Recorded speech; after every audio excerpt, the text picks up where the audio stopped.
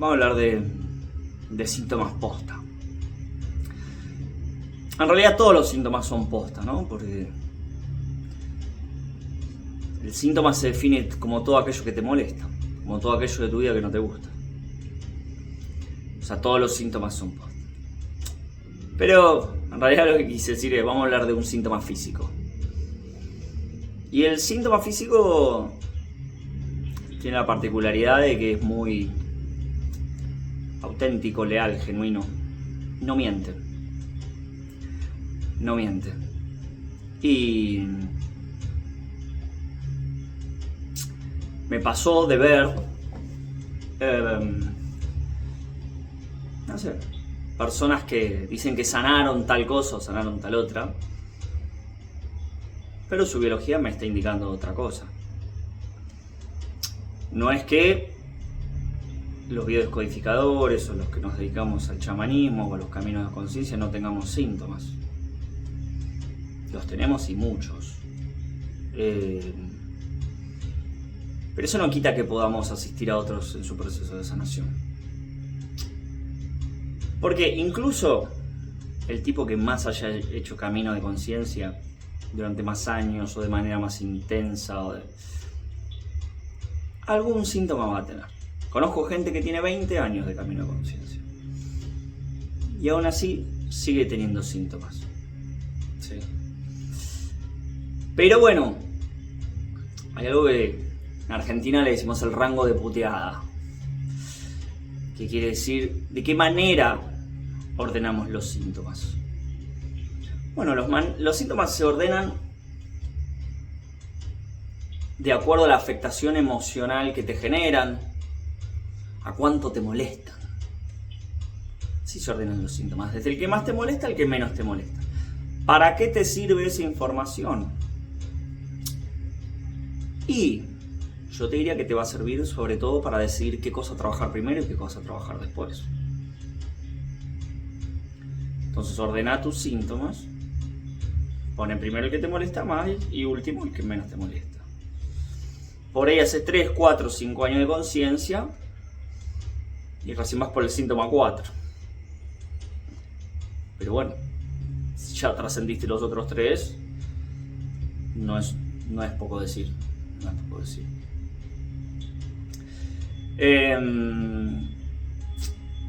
No seamos ilusos. No seamos ilusos. Y creamos mucho en nuestra biología. Me pasó hace poco de una chica que trabaja en un comercio acá, cerca de mi barrio, y la veo que tiene tos. Y aparte está afónica. Y me dice... le digo, ¿tenés tos? Sí. ¿Desde cuándo tenés tos? No, hace 2 días. Más o menos hace 2 días. ¿Te pasó que tal y tal cosa? Y le tiró la historia de la tos. Me dice, sí, ¿sabes que sí? Ah, ¿y estás afónica hace cuánto? Y hace 1 semana. Bueno, ubicate hace 1 semana y fíjate si te pasó tal y tal cosa. Sí, me pasó. Pero no te preocupes por nada de eso, me dice. Yo ya sané todo. ¿De qué manera lo sanaste, verdad? Dice, no, porque vi unos videos de tal y tal. Un tipo que se dedica a una corriente bio muy conocido. Español. Mira, justo estoy con la casa acá de España. Ah, ¿y ya lo sanaste? Sí, me dice, sí, porque vi el video. Entonces decime, ¿por qué tenés tos? ¿Por qué estás afónica? Si tenés tos o estás afónica, te queda un largo camino por recorrer. Nadie se sana leyendo libros, nadie se sana mirando videos. La sanación, yo, por lo menos, por ahora, tal vez en otro momento lo vea de otra manera, pero por ahora conlleva 2 procesos. Uno es la toma de conciencia, que es darte cuenta por qué te está pasando lo que te está pasando. Y lo otro es la parte ritual, es decir, comunicarse desde la mente.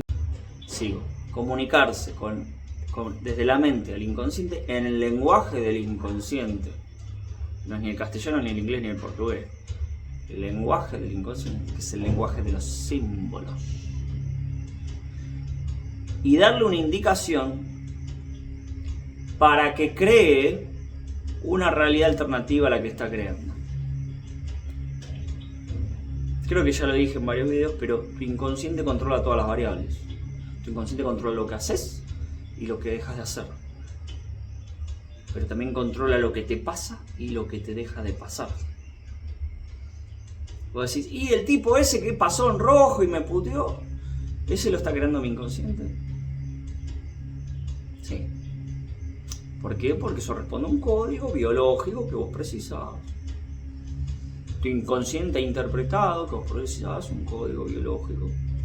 Llámalo conflicto de contacto, conflicto de desvalorización respecto a un colateral, porque el otro automovilista para vos en principio es un colateral, digamos.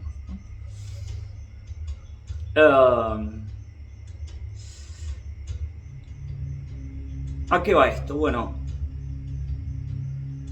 voy a traer un caso muy, muy lindo que me tocó, tuve el honor de asistir a las personas que estaban involucradas en esto, que es el caso del cáncer de útero y ovarios. Útero y ovarios. Cáncer.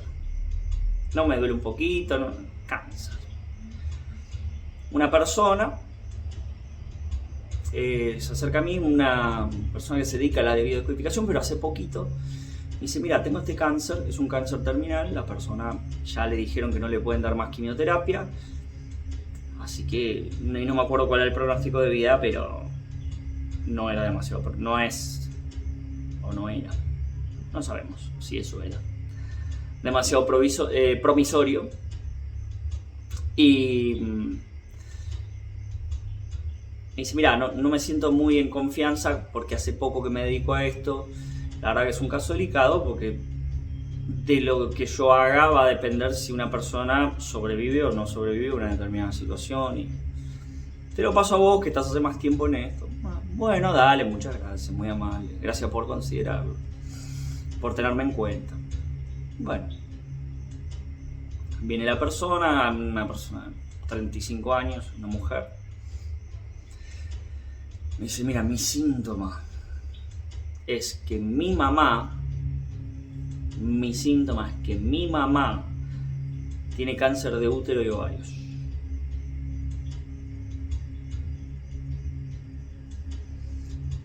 Bueno, digo, ¿cuántos años tenías vos cuando te enteraste de esto? 33 años. Bueno, buscá en vos una historia así, asá. Pero ¿cómo en mí? Si el cáncer lo tiene mi mamá. Si el cáncer lo tiene tu mamá con su cáncer te está informando qué pasa en tu vida. Si yo soy el creador del todo, no hay nada fuera de mí. Si no, te volvés a la teoría de la separación, a la Vidya. Si yo soy el creador del todo, no hay nada fuera de mí. Por lo tanto, que mi mamá tenga cáncer no puede no estar relacionado con algo mío. Bueno, lo busca. Bueno, búscalo. A ver, una historia así, así. Les cuento más o menos la historia. Este es el anclaje que yo he visto siempre en el cáncer de ovario y de útero. No digo que no pueda haber otros. No, pero a mí en mi vida siempre me ha tocado lidiar con este.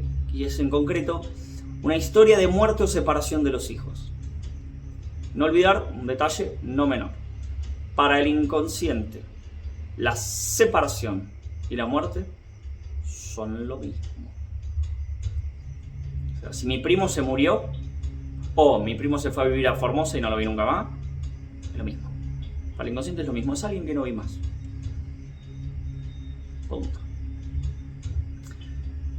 Bueno, pasamos a indagar, encontramos la historia. Ella resulta que vive en un pueblo, su hijo a los 12 años se va a vivir a otro pueblo por un tema de estudios, porque creo que en el pueblo original no había una escuela secundaria que sea lo suficientemente buena para los parámetros que ellos consideraban buenos. Entonces su hijo se va y al principio todo bien, pero más o menos a los 15 años esta persona empieza a perder contacto con su hijo, como que su hijo empieza a ser más grande, menos dependiente de mamá, empieza a lo que se diría hacer la suya, a ser más independiente, a hacer la suya, empieza a visitar menos a mamá, empieza a estar menos en contacto, empieza a llamar menos, como que de alguna manera también es un proceso biológico, ¿no? También. Pero si a eso le sumamos la separación por vivir en dos ciudades distintas, se vive de una manera más intensa el conflicto. Entonces le digo, ¿y cuántos años tenías vos cuando pasó esto? 33 años, cuando sufriste la separación de tu hijo. Como que sentiste que lo extrañabas, que se te escurría las manos, que se te iba, que sentías que lo perdías. Sí, 33 años. Sigo, cáncer de útero y ovarios. ¿Cuántos años tenías cuando sentiste que tu hijo se iba, se separaba, se alejaba de vos? 33 años, me dice. O sea, acá hay 3 generaciones. El nene, que ahora tiene 17 años, la madre, que tiene 35, y la abuela del nene sería, o sea, la madre de la madre, que creo que tenía 70, 60, no, un poco menos. 63, algo así. Bueno.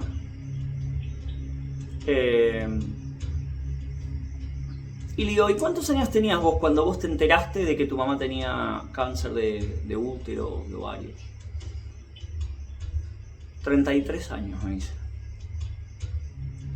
O sea que cuando vos tenés el conflicto de separación de los hijos, se desencadena el cáncer de útero de tu mamá. Sí. Y sí, me dice. Ya se empezó a sorprender. Esto es un poco, por acá va el concepto de toma de conciencia. Ok. Ya encontramos tu conflicto. Vamos a ver qué pasó con tu mamá. Fíjate si... A ver, ¿a qué edad tiene tu mamá ahora? Creo que me dice... 60, creo que era 61. 61, bueno. ¿Cuándo le pasó esto? Y esto le empezó a los 58, 59. Ajá. Que es cuando vos tenías 33, sí. Uh-huh. Bueno, a ver, háblame de su relación con sus hijos. No, todo bien, me dice. ¿Se le murió un hijo? No. ¿Se separó de un hijo? ¿Alguno de sus hijos se fue, dejó de tener trato con ella? No. Y ahí como que, bueno, ¿qué habrá pasado? Bueno, y ahí entra un concepto importantísimo del funcionamiento del inconsciente, que es que para el inconsciente, real y simbólico es lo mismo. Tu hijo puede ser un hijo biológico, puede ser un hijo no biológico o un hijo adoptado, o puede ser un hijo simbólico. Ejemplo, un sobrino. Ejemplo,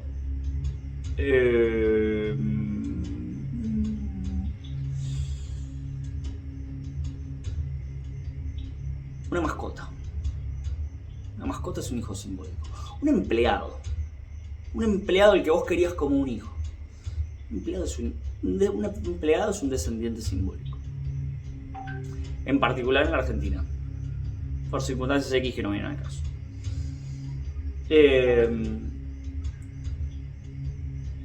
¿Tuvo algún conflicto de muerte o separación de un empleado, de una mascota?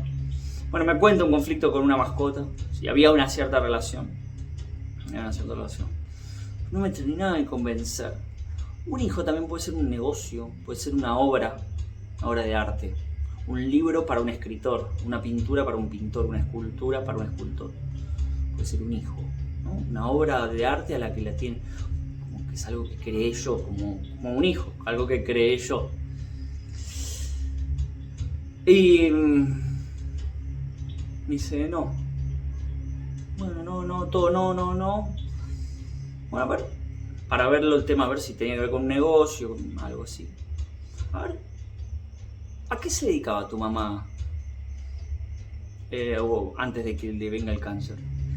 Y me dice, mi mamá toda la vida fue docente. Ajá, ¿y qué pasó con eso? Y a los 57 años la jubilaron. Ajá, ¿y después qué pasó? Y después tenía trato con sus exalumnos, más o menos hasta los 58, y después vino la cuarentena y ya nadie se podía ver con nadie, y no los vio más. Ajá. Dato no menor, que sea docente. Un docente, para un alumno, es un padre simbólico. ¿Por qué? Porque es una autoridad. Y un alumno, para un docente, es un hijo simbólico. Pues es alguien que está bajo mi cuidado, que está bajo mi protección. Como real y simbólico es lo mismo. Ese hecho, verse separada de esta profesora de, no me acuerdo, de gimnasia creo que era, verse separada de sus alumnos, es lo mismo que verse separada de sus hijos. Y como separación y muerte es lo mismo para el inconsciente, verse separada de estos hijos simbólicos, para ella es lo mismo que se hayan muerto. Ahora, ¿por qué razón? ¿Cuál es la lógica biológica en que esto impacte en el útero o en los ovarios? Bueno, lo primero que tendrías que pensar para entender esto es ¿para qué sirve el útero y los ovarios? ¿Para qué sirve el útero y los ovarios? El tipo que fundó la biodescodificación, sigo con útero y ovarios, Reichhammer funda la biodescodificación cuando él se da cuenta de que cuando muere su hijo en un tiroteo, a él le viene cáncer de, si mal no recuerdo, de testículos, y a su esposa de ovarios. O sea, órgano reproductor. Y ahí es como cuando Reichhammer, médico oncólogo, una persona que se especializaba en cáncer, tiene esta especie de suspicacia, decir, a ver, se muere un hijo, a mí me pasa esto, a mi esposa le pasa. Acá hay algo que la medicina no está viendo, siendo él médico. Bueno, sus investigaciones llevan a la conclusión de que había un nexo entre perder un hijo y el cáncer. Pero ¿cuál es el nexo? Vuelvo al cáncer de útero de esta paciente. El resentir del cáncer de útero, o sea, el cáncer de útero básicamente es una hiperreproducción celular. Eso es un cáncer, no importa que sea de útero, de hígado, de lo que vos quieras. Un cáncer es una hiperreproducción celular. Un síntoma físico, todo síntoma físico, ya salite del cáncer si querés, es un intento de solución biológica para algo que está pasando en tu vida y no estás trascendiendo. Entonces, al resentir, cuando vos sentís que tu hijo muere, supongamos que tenés una muerte de un hijo biológico, ¿no? Va a volver el caso de Reichhammer, ponete en el lugar de sus padres. Cuando el hijo muere, el resentir es, hay que fabricar más hijos. Entonces vos, padre de este hijo, necesitas más testículos. Yo, tu inconsciente biológico, te voy a dar más testículos. ¿Cómo? Con un cáncer de testículo. Una hiperreproducción de células testiculares. Y a vos, madre de este hijo, te voy a dar un cáncer de ovario. ¿Por qué? Porque eso es una hiperreproducción de células ováricas. En este caso, cáncer de útero. Te voy a dar un cáncer de útero. ¿Por qué? Porque el resentir es necesito más útero. ¿Para qué? Para fabricar más hijos. ¿Por qué? Porque mi hijo se murió. Se fue, no lo vi más. Para el inconsciente, se murió. Hay que fabricar más hijos. Intento de solución biológica, cáncer de útero. Cuando atendí a esta persona, al principio yo siempre hago una pequeña entrevista, una charla, a ver por dónde viene la mano. Y en este caso puntualmente creo haber logrado la toma de conciencia, o sea, que esta persona se dé cuenta cuál es la lógica biológica de sus síntomas. Y ahí se le iluminó la cara, porque ya básicamente los médicos a su mamá le dijeron, ya, acá no se pasa nada. O sea, no se lo dijeron con esas palabras, pero le dijeron, mirá, no te podemos dar más quimioterapia. Y la quimioterapia era la única esperanza que tenías. Pero como estás muy débil no te puedo dar más. O sea, si te doy más quimioterapia te morís porque estás muy débil. Y si no te doy también te morís porque el cáncer se hipertrofia. Así que si vamos por acá te morís, si vamos por acá también te morís. Listo. Un panorama bastante poco alentador. Pero bueno, cuando esta persona toma conciencia de eso, dice, bueno, vamos a darle para adelante. Y hace lo que hay que hacer, que es la sesión de biodescodificación. Que obviamente lleva tiempo, va a llevar varias sesiones, tiene costos, vos al terapeuta le tenés que pagar. Pero ella hizo lo que había que hacer. Tuvo su primera sesión y en esa sesión se hace la toma de conciencia, se hace más toma de conciencia porque se viaja al pasado, etc. Según una determinada línea temporal que tiene un orden, o distintos órdenes, pero siempre alguno de los órdenes se acomoda. De cada cuánto te tiene que pasar el suceso para que eso desencadene en un cáncer de útero. Para que vos tengas el cáncer de útero, si tenés el síntoma desencadenante a los 33 años, bueno, fíjate que te pasó a los 16, 17, fíjate que te pasó a los 8, fíjate que te pasó a los 4.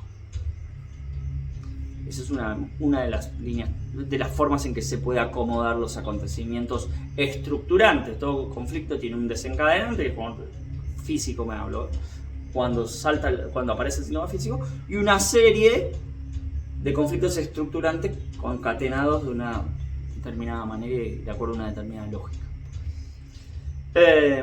Y en la sesión de biodescodificación se hace más toma de conciencia y la parte ritual, que es donde tu mente le dice a tu inconsciente, che, inconsciente, no necesitamos más esta historia.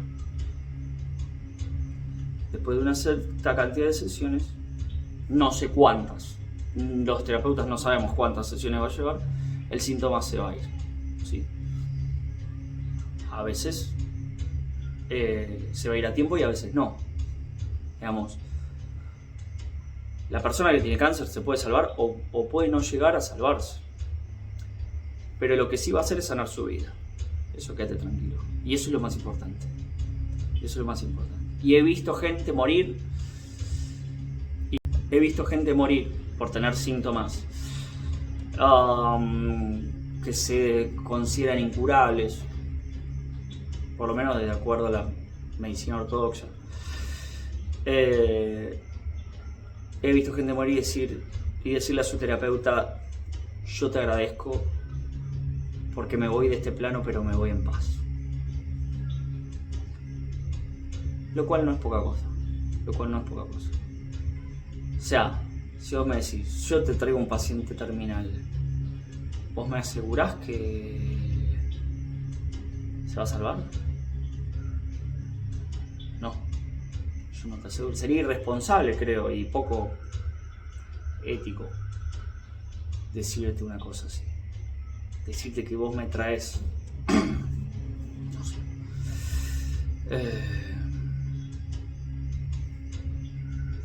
un paciente con no sé, cualquier enfermedad muy grave, no quiero dar un ejemplo, y que los médicos le dijeron, mira, te quedan 3 meses de vida, y yo decirte, no, ¿sabes qué? Sí, te vamos a salvar a tu viejo.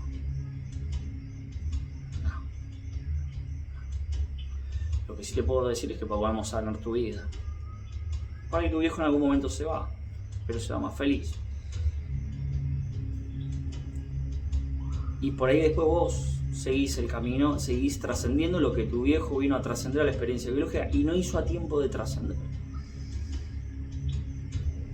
Pero bueno, no se olviden, el síntoma está para proveer información Es un amigo fiel, leal, y que no se va a ir hasta contarte todo lo que te tiene que contar. Hasta que termines de sanar la historia. Hasta que termines de sanar, y en definitiva tu vida. Sería una pena que el síntoma se vaya sin antes salvarte la vida. O cambiarte la vida. No salvarte la vida, cambiarte la vida. Sería una lástima. Así que, no sé si se acuerdan la película Mi Otra Yo, cuando está Samán y le dice a la abogada, a la que tiene cáncer, le dice, ¿estás agradecida con tu cáncer? Y en la primera escena la mina llora y le dice, no estoy agradecida porque es un cáncer de mierda. Pero fíjate cómo después eso va cambiando. Eso va cambiando. Así que bueno, eso es todo por hoy. Espero que les haya gustado estos videos. Me quedaron como cortados en 3, 4. Así que paciencia, los voy a tener que subir por separado. También los pueden ver por YouTube. Buscan Nicodemo cáncer de útero y les va a salir. Y están en concatenados. Yo los pongo en una lista de reproducción. O sea, así después del 1 te sale el 2, después el 3. No te vuelves loco. Bueno, me retiro a mis aposentos. Gracias por su tiempo, chicos.